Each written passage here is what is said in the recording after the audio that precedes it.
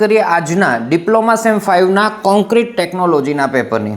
કેવું હતું પેપર, વિદ્યાર્થીઓને કેવું લાગ્યું, પાસ થવા એવું હતું કે ફેલ જ થવા એવું હતું, કઈ કેટેગરીની અંદર આપણે આને સેટ કરી શકીએ અને આ પેપરમાંથી આપણે શું શીખ લેવી જોઈએ એ બધી જ વાત દોસ્તો હું તમને કરવાનો છું. અને હજુ દોસ્તો પાસ થવા માટેનો એક રસ્તો તમારો બાકી છે, એક મુકામ બાકી છે, એની પણ હું તમને વાત કરીશ.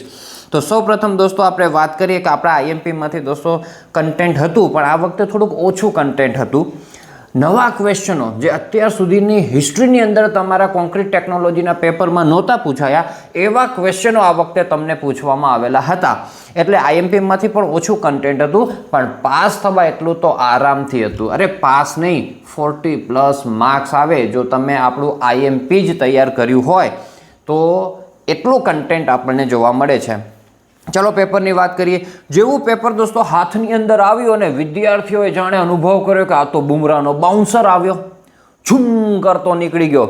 બીજો ક્વેશ્ચન જોયો, હાઈ પરફોર્મન્સ કોન્ક્રીટ, બુમરાહનો યોર્ક દડો આવ્યો દોસ્તો, એ પણ ઝૂમ કરતો નીકળી ગયો. ત્રીજો ક્વેશ્ચન વાંચ્યો ને એમાં આ જે ઓરનો ક્વેશ્ચન આવ્યો કે એગ્રીગેટ ક્રસિંગ વેલ્યુ ટેસ્ટ, તો એ તો દોસ્તો મોસ્ટ આઈએમપીની અંદર હોય જ છે. એટલે આપણને છે રાહત થઈ અને પ્રેમથી અહીંયા 7 માર્ક્સ લઈ લેવા જોઈએ. એટલે જો આઈએમપીમાંથી જ તમને કહીશ કે આરામથી તમે પાસ થઈ શકો એવું હતું. હા, સ્કોર કરવાની અંદર ટફ પડે દોસ્તો, સ્કોર કરવાની અંદર અઘરું પડે એવું પેપર હતું. અને ઓલ ઓવર વિદ્યાર્થીઓની પ્રિપેરેશન આપણે સમજતા હોઈએ છીએ કે ભાઈ આપણે આઈએમપી આપીએ એના કરતાં પણ ઓછી તૈયારી કરતા હોય, એટલે ઓલ ઓવર વિદ્યાર્થીઓને આ પેપર ટફ લાગ્યું છે એ પણ આપણને જાણવા મળ્યું છે અને માહોલ આપણને એવું કહી રહ્યો છે. પછી દોસ્તો ક્વેશ્ચન 2ની અંદર વાત કરીએ એટલે ક્વેશ્ચન 1માં 7 જ માર્ક્સ આવે એવા હતા, બીજા પ્રેમથી જવા દેવા પડે, બરાબર. ક્વેશ્ચન 2ની વાત કરીએ દોસ્તો તો વર્કેબિલિટી અને સ્ટ્રેન્થ ઓફ કોન્ક્રીટ જ અવેલેબલ હતું આપણે આઈએમપીમાંથી.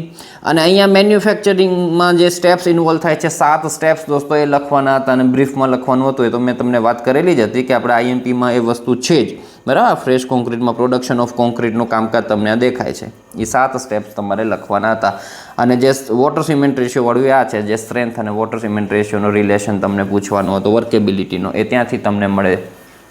તો એ ટ્વિસ્ટ કરીને પૂછેલો કહેવાય, સીધું આપણે પૂછ્યું નહીં.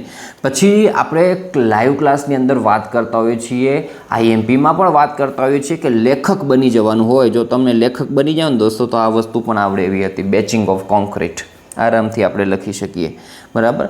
તો એ ઠીક છે, આપણે તો એને ગણતાય નથી, તો આમાં ખાલી 3 જ માર્ક્સ ગણીએ છીએ. ક્યારેક આવું બને, બુમરાહ જેવા સારામાં સારા બોલર આવી જાય તો આપણે ઓવરની અંદર રન ના કરી શકીએ. એમ આની અંદર દોસ્તો બધા આવા નવા ક્વેશ્ચનો આવી ગયા, શરૂઆતની જ અંદર આવા ક્વેશ્ચનો આવી ગયા એટલે સહેજે દોસ્તો ગભરાઈ ગયા બધા. પણ ગમે એવું અઘરું પેપર હોય દોસ્તો, પાસ થવા જેટલું કન્ટેન્ટ હોય ને હોય જ. ભલે 3 માર્ક્સ તો 3 માર્ક્સ લઈને આગળ વધી જાઓ. અહીંના તમને 7 મળી શકે, અહીંના તમને 3 મળે તો 10 માર્ક્સ તમારા અત્યાર સુધી થયા. કંઈ જ વાંધો નહીં, બધું છોડી દો દોસ્તો, બાકીનું બધું જ છોડી દો.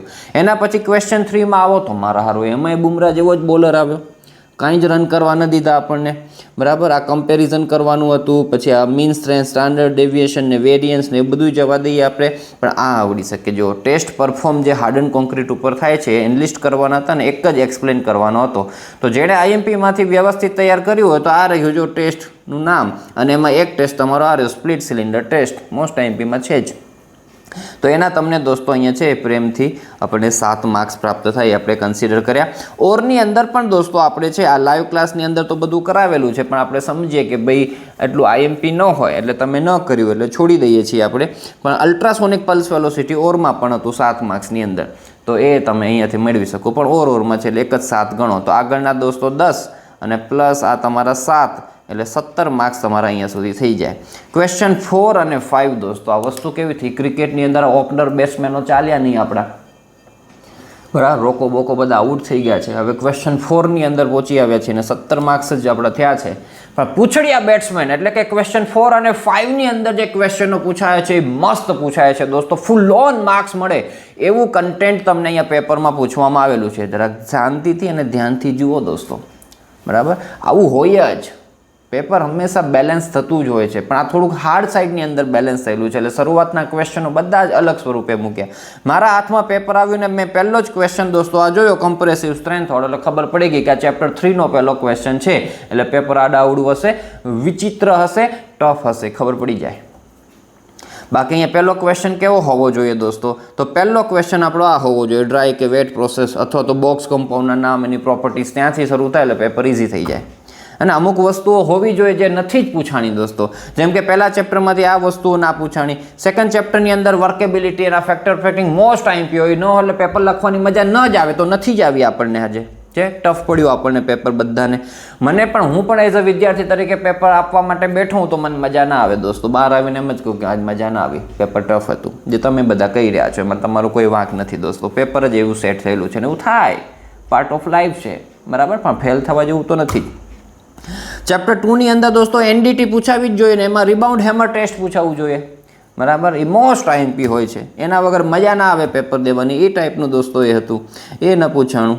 તો એમ આપણને એવું વસ્તુ થાય થોડુંક, હે ને, થોડુંક કે જે સારામાં સારી વસ્તુ હતી ન પૂછાણી. ચલો હવે ક્વેશ્ચન 4, 5ની દોસ્તો આપણે વાત કરીએ તો ક્વેશ્ચન 4ની અંદર આ ઓરમાં પણ અને પહેલામાં જે બધું આવડે એવું હતું. મેથડ એન્ડ લિસ્ટ કરો, કોઈ એક એક્સપ્લેન કરો આરામથી. એસેલિરેટર, રિટાર્ડર્સ, એડમિક્સર્સ દોસ્તો મોસ્ટ આઈએમપીમાં આપણે આપેલા જ હતા, તમે આરામથી જોઈ શકો છો. આ એડમિક્સર્સનું તમારું કામકાજ છે. આ જો રિટાર્ડર્સ છે, બરાબર, એસેલિરેટર્સ છે, પ્લાસ્ટિસાઇઝર, સુપર પ્લાસ્ટિસાઇઝર, એ જ પૂછાયેલા છે બધા જ.